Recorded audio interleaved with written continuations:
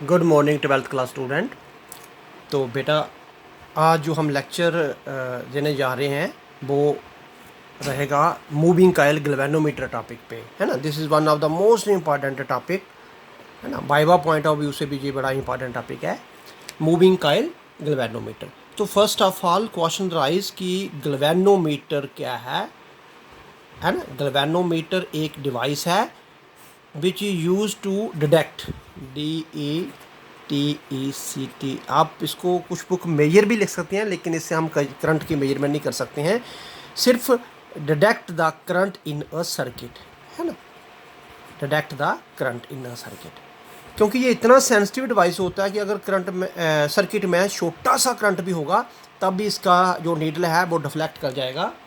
तो एक ऐसा डिवाइस जिसे किसी सर्किट में करंट है या नहीं है, उस करंट को डिटेक्ट कर सकते हैं हम। अब क्वेश्चन ये है कि इसे मूविंग कायल गैल्वेनोमीटर क्यों बोलते हैं। तो इसकी वर्किंग में देखेंगे कि एक ऐसा गैल्वेनोमीटर है जिसमें जो दो मैग्नेट्स के पोल लगाए होते हैं आपने, नॉर्थ पोल और साउथ पोल, वो स्टेशनरी रहते हैं, वो मूव नहीं करते, है ना, स्टेशनरी रहते हैं।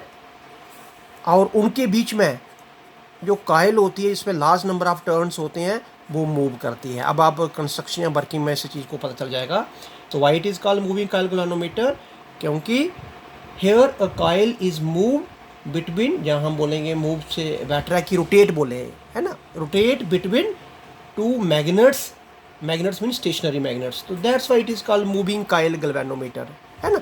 तो कोई कायल जो है वो मूव नहीं करती है, दो पोल के बीच में वो रोटेट करती रहती है। जैसे फॉर एग्जांपल ये मेरे दोनों हाथ को दो पोल मान के चलिए और उसके बीच में कायल जो है वो रोटेट करते रहेगी, है ना, या रोटेट करेगी।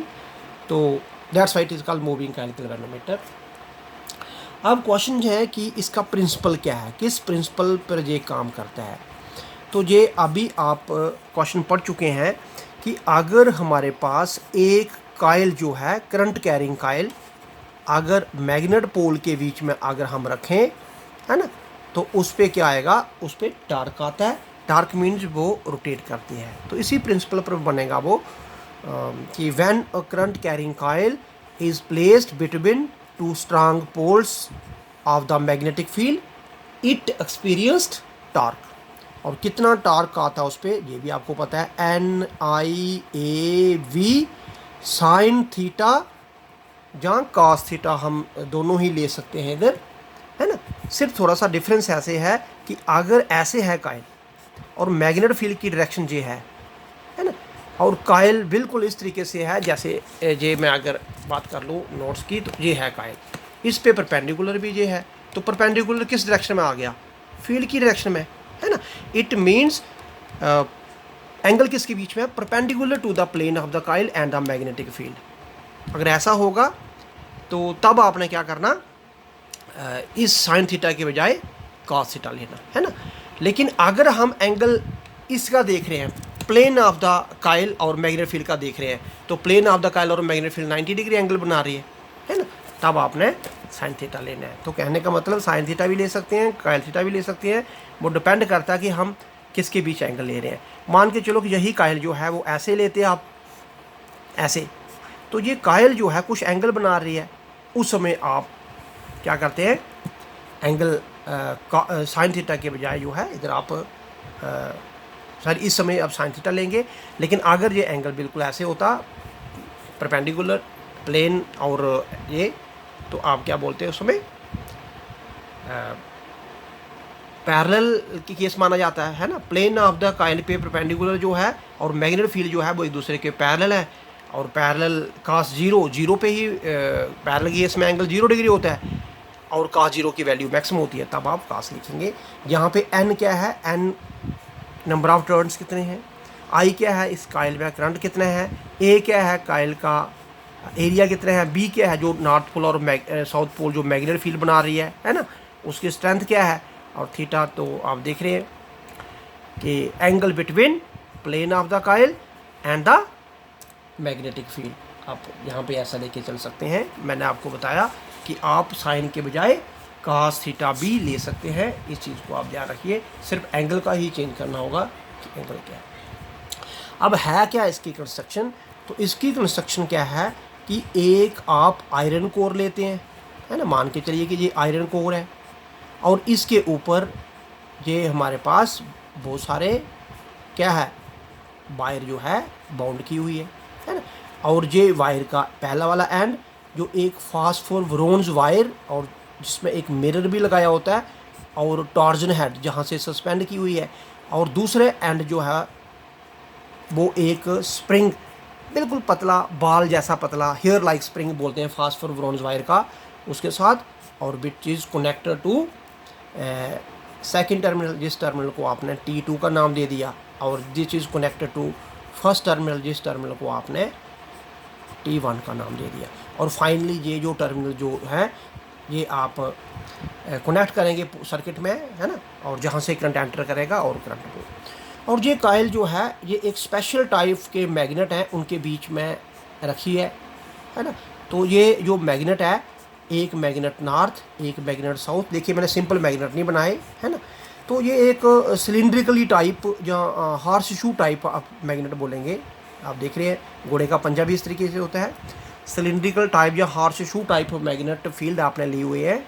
क्यों लिए हुए हैं कि क्योंकि इस टाइप के मैग्नेट एक जो फील्ड बनाता है, एक पर्टिकुलर एक स्पेशल टाइप की फील्ड बनाता है, जिस फील्ड को आप रेडियल फील्ड बोलते हैं। क्यों रेडियल फील्ड होती है वो भी आप आगे पढ़ेंगे, इसी चैप्टर में आ जाएगा। तो फिलहाल ये चीज़ क्या है, ये हमारे पास एक मिरर है ना। मिरर का क्या काम है अभी हम वर्किंग में देखेंगे। ये जो वायर है, वायर भी एक कोई भी वायर नहीं है, ये फास्फोरवरोन्स वायर है ना। फास्फोरवरोन्स वायर क्यों लिया आपने कि इस वायर का जो टार्क होता है ना, that is very very small. जो ट्विस्ट आता है इस वायर में उससे जो टार्क बनता है that is very very small. और दूसरी बड़ी बात यह है कि ये वायर जो है एक रस्ट फ्री वायर होती है ना, इसलिए इस और इतनी आसानी से टूटती नहीं है, इसलिए ये वायर ली गई है। अब क्वेश्चन है कि जैसे ही आप इसको कनेक्ट करेंगे और जैसे मान के चलो ये करंट आना शुरू हो गया है ना, ये तो इस कायल में जैसे ही करंट जाएगा तो ये मैग्नेट फील्ड तो अपनी जगह पे है, तो ये कायल क्या करे मैग्नेट फील्ड के बीच में, अभी आपने लास्ट क्वेश्चन पढ़े कि इस पर टार्क आएगा, टार्क आने से ये कायल क्या करेगी, रोटेट करेगी, राइट। तो रोटेट करने पे अगर आप देख रहे हैं नंबर ऑफ टर्न चेंज नहीं हो रहे हैं, करंट चेंज नहीं हो रही है, एरिया चेंज नहीं हो रही है, मैग्नेट फील्ड स्ट्रेंथ चेंज नहीं हो रही है, लेकिन रोटेट करने से एंगल चेंज होने से टार्क चेंज हो रहा है।